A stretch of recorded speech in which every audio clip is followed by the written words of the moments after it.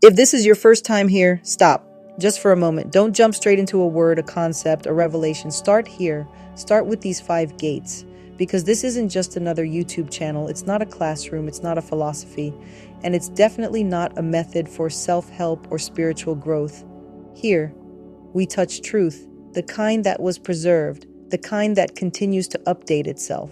It's a language, a way of seeing, a way of hearing, a way of moving between layers of meaning. But to understand this language, to truly feel what's being said, you'll need to shed a few layers. Loosen the grip on who you think you are, on what you've been taught, on what you believe words are supposed to mean. That's what these 5 gates are, a slow, careful unfolding. Each one opens a crack, and through that crack, a different kind of seeing begins. These aren't lessons, they're keys, and they only work if you want to walk through. So take a breath and let's begin with the first gate, identity. You don't need an ID to enter this gate, no passport, no name tag. In fact, the more tightly you hold onto an identity, the harder it is to pass through. Identities are not ancient, they're modern inventions. Tools the mind uses to survive fear, fear of being alone, fear of not belonging, fear of not being part of the herd.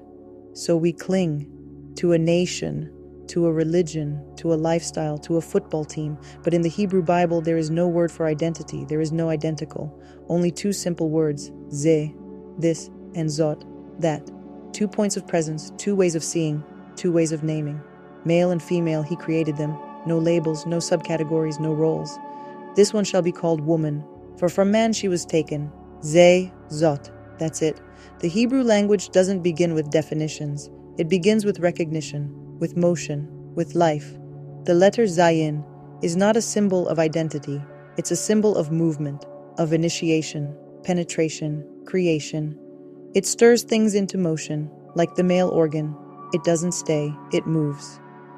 Modern Hebrew reuses this letter, zehut, identity, zihui, recognition, zeheh, identical. But those are attempts to stop the flow, to freeze what was never meant to stay still. In biblical Hebrew, Zayin becomes ger, the stranger, the migrant, the one who doesn't belong but keeps going. Not a single this or that, but a wave, a collective in motion. So maybe identity isn't something you hold. Maybe it's something you let go of the moment you decide to move. This gate isn't about who you are. It's about who you're willing to stop being. And the only thing you need to enter here is the willingness to arrive without an ID. These are not teachings. These are words, in Hebrew, decoded one at a time. Not religious, not spiritual, not academic, just a different way to read what's always been there. If you felt that the Bible is a riddle and Hebrew a code, you're not alone. Every word is a doorway. Walk through. Gate 2. Torah. This gate is not about belief or obedience or rules or even the Bible. It's about a word, a single word, Torah. In modern Hebrew, it means law. In religious systems, instruction.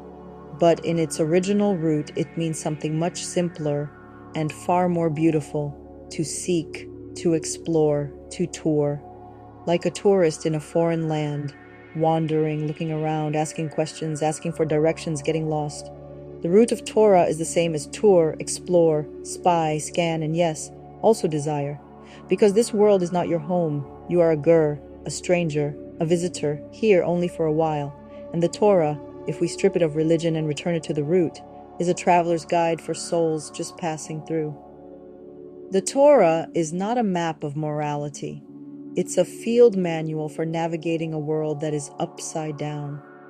Here, what looks like death is actually birth, and what we call life is the underworld, the waiting room, the borrowed time. This world is narrow, like a birth canal, like a womb, like a neck, like a trap. Even the Hebrew word for land, eretz, shares roots with narrowness, tsar, pain, tsa'ar, and confinement. You weren't born to stay here.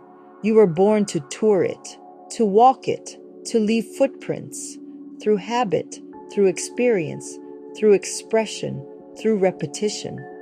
That's the secret of the spies, the ones sent to explore the promised land before anyone entered. They learned through their feet. In Hebrew, the words spy, footstep, habit, and even fate all share the same root, because the body remembers what the mind can't yet see. The Torah doesn't want to possess you, it wants to free you. It gives you a temporary visitor center, a way to decode the experience. It says, this world can be unknotted. This world can be left behind.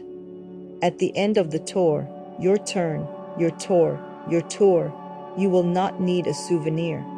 You will leave nothing here, only a trace, only an echo.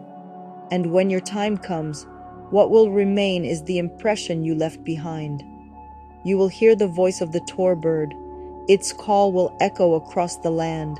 Shema Yisrael, hear, O Israel, not with your ears, but with your being. Gate 3. Rain. This gate may feel heavier. It should. It's the first time spirit hits matter. Rain, Geshem. The first Hebrew word you were meant to know. Not just water from the sky, but the fulfillment of spirit into form. Not pure, not precise, never perfect. Because the moment something spiritual manifests into physical, it becomes distorted. That's what the word Geshem teaches. Fulfillment is always accompanied by grossness, clumsiness, weight. This is the price of embodiment. In Hebrew, the root carries both magic and mistake, lies, or the illusion of this world serving and surrender, substance and shadow. Inside Geshem hides Gam, also, and, the connector, the compromise, the messy bridge between worlds. It's the root of Magus, magic, mystery, and also Magusham, awkward, heavy, dull. This is the secret. The magic is never clean. It's not the light alone, but the moment the light collides with form. What connects heaven and earth always distorts reality. It's supposed to. Rain falls beautifully, but only when the clouds tear. The earth gives fruit, but only when seeds rot. Birth begins with constriction, narrowness, pain. In Genesis, before there were trees, fruits, and grass, there was no rain and no man to till the soil, only vapor, mist, unformed moisture. Because without the distortion of rain, nothing grows, nothing manifests, nothing becomes. But don't mistake this world for the original vision. It's a mirror, and every mirror flips the image. Here, what looks like life might be death, and what feels like death might be the exit back to real life. Rain is the most generous lie, the most sacred distortion. It is the kingdom of as above, so below, but imperfectly.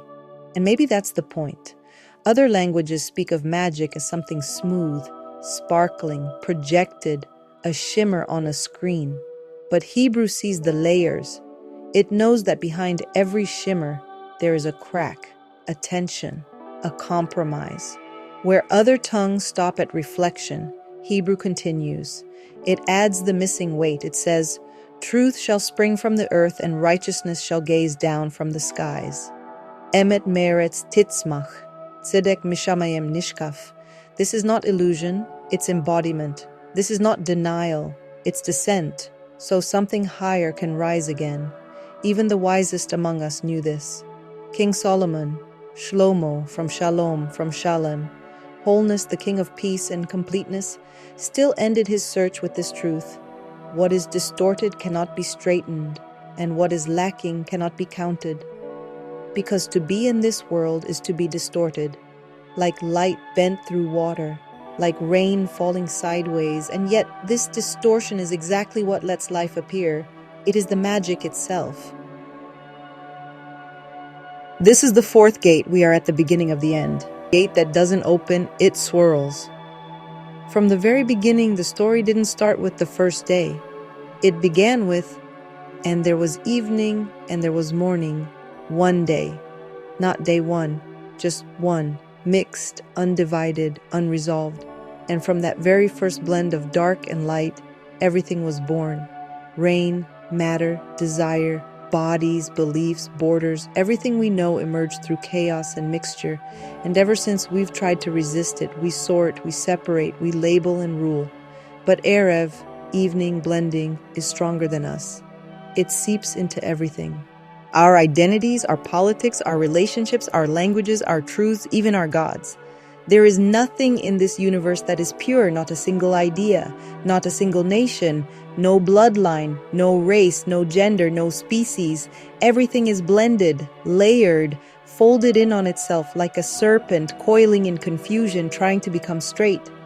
And in the center of this spiral, we see a figure, Yeshua, not just a man, but an image, nailed between opposites, arms stretched between heaven and earth, right and left, Jacob and Esau, life and death, a crown of thorns on his head, not only pain, but a circle of consciousness, each thorn a cat's, an end, a point, a casting, sack, a thought molded into matter, the serpent's final rattle, a cry across the vortex, Eli, Eli, lama shavactani?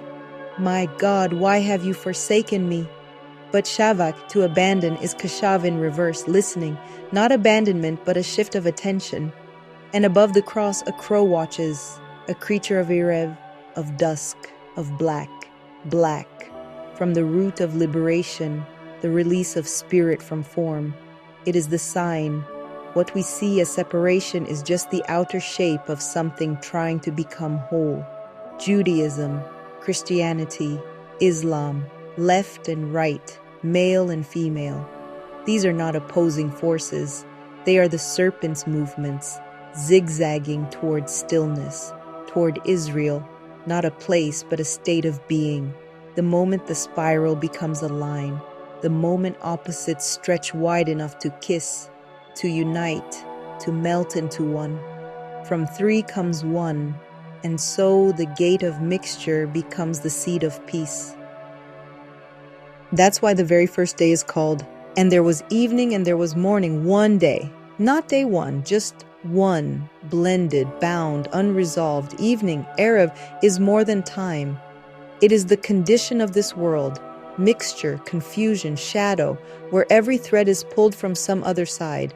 This is not just poetry, this is structure. In Hebrew, the word for guarantor is Erev, the one who takes on the debt of another, and Hebrew itself is the guarantor of the human story. Gate 5, Hebrew, the language that weaves. The language that remembers Hebrew is not just a language, it's a loom, it's a weave, a threading between above and below, between silence and sound, between what was written and what must be lived. The divine story comes from top to bottom, but the human story is woven side to side. Sheti ve'erev, warp and weft, threaded from top to bottom, from side to side, divine and human, fixed and flowing, words and flesh, heaven and earth, meaning and misunderstanding. The warp, sheti, is vertical, laid from above, fixed, pre-written, sealed in Genesis. It is the beginning, but also the end. The weft, Erev, is horizontal, woven by us, by our hands, our stories, our chaos. Together they form Tishtit, the foundation, the base layer of all things, and hidden inside that foundation is Teshuvah, return, not escape, but exhaustion, the kind that only comes after you've been unraveled, loop by loop. To return, you must be worn out, tashut, emptied of the story you told yourself, laid down, like threads, ready to be woven again. This is the flaming sword, the blade that turns every which way. It guards the gate not to keep you out, but to make sure you're ready to participate. Because this language isn't something you use, it's something you become. After the chaos, after the spiral, after the serpent exhausts itself from turning, comes the ground. Not the ground we stand on, but the ground beneath meaning. Tishtit, tish, tesh, teshuvah. In Hebrew, the warp, the vertical thread, is called sheti. It's the beginning, but it's also the return. The weaver begins from above and weaves downward, but the story is not complete until the threads are worn, until they are frayed, pulled, and returned. That is why Hebrew isn't just a language. It is a shtit, a foundation woven from memory. It carries within it the woman who is thirsty, the prayer for water, the act of drinking, and the exhaustion that follows. In English, to drink is a choice. In Hebrew, Shetiya is both thirst and surrender, and in the center of it all stands even Hashtiya, the foundation stone. From it the world was poured, and to it the spiral will return. This is not just stone, it is the still point after the storm, the Sabbath after the climb, the moment we stop fighting and listen, not to answers, but to the sound of language coming home. Here are some closing words to end the passage through the 5 gates. This was just the beginning. 5 gates, each one opening something old and something yet to come. You've walked through identity, through instruction, through embodiment, through chaos, and into the threadwork of a language that remembers. But the story isn't over. The alphabet still waits, each letter a seed, each root a rhythm, each word a path through time. So pause here, rest. Let what you've heard settle into the weft of you, and then listen, not to me, to the words themselves.